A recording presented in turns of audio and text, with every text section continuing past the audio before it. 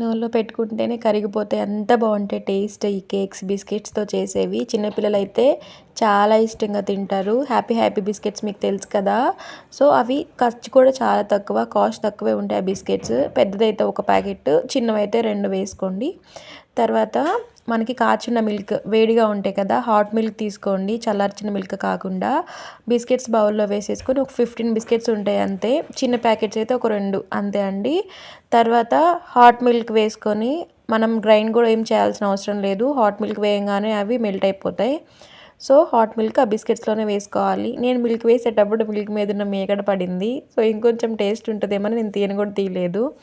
So తర్వాత అదంతా చక్కగా మొత్తం కలిపేసుకోవాలి. ఈ విధంగా మనకి బేకింగ్ సోడా కూడా ఏం అవసరం లేదు, నార్మల్ వంట సోడా చాలు. నేను కొంచెం వేసాను అంతే, ఇంకేం యూజ్ చేయలేదు. బేకింగ్ సోడా కూడా ఏం అవసరం లేదు. సో మొత్తం మంచిగా కొంచెం కొంచెం మిల్క్ వేసుకుంటూ చక్కగా మొత్తం కలిపేసుకోండి. మనకి ఇది కలిపే విధానంలోనే ఉంటుందన్నమాట ఏదైనా కానీ. కొంచెం బరక లేకుండా మొత్తము కలిపేసుకోండి. అదిగోండి ఈ కన్సిస్టెన్సీలో కలిపేసుకోండి మిల్క్ వేసుకొని మొత్తం. తర్వాత ప్రీహీట్ చేసుకోండి. ఒక గిన్నె తీసుకొని, ఒక దలసరి గిన్నె తీసుకొని ఒక 5 మినిట్స్ మీడియం ఫ్లేమ్లో పెట్టేసి, ఒక స్టాండ్ పెట్టి మీడియం ఫ్లేమ్లో పెట్టేసి ఉంచండి. మనకి సాల్ట్, ఇసుక అలా వేస్తుంటారు కేక్స్ బేక్స్ చేయడానికి, అలా ఏం అవసరం లేదు.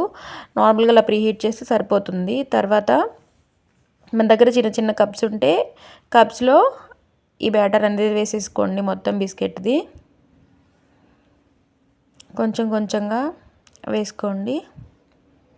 అలా టోటల్గా అన్ని కప్స్కి వేసేసుకొని మనం ప్రీహీట్ చేసుకున్న గిన్నెలో పెట్టేసుకోవడమే. ఇంకా మనకి 20 to 25 మినిట్స్లో మీడియం ఫ్లేమ్లో పెట్టేసి ఉడుకుతుంది. ఎక్కువసేపు కూడా ఏం పట్టదనమాట ఇది. సో మొత్తం ఇంకా అలాగా పెట్టేసేయండి.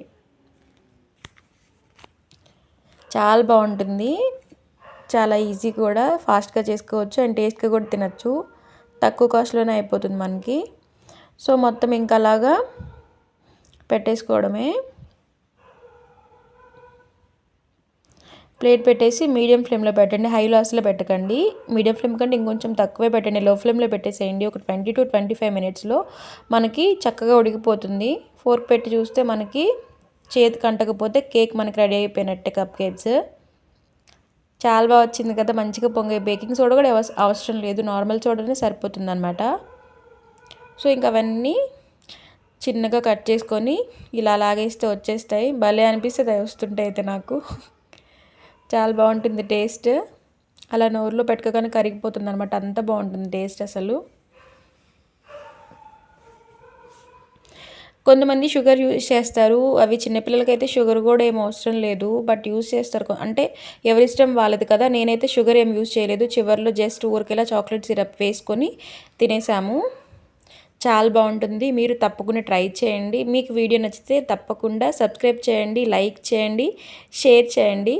Thank you for watching.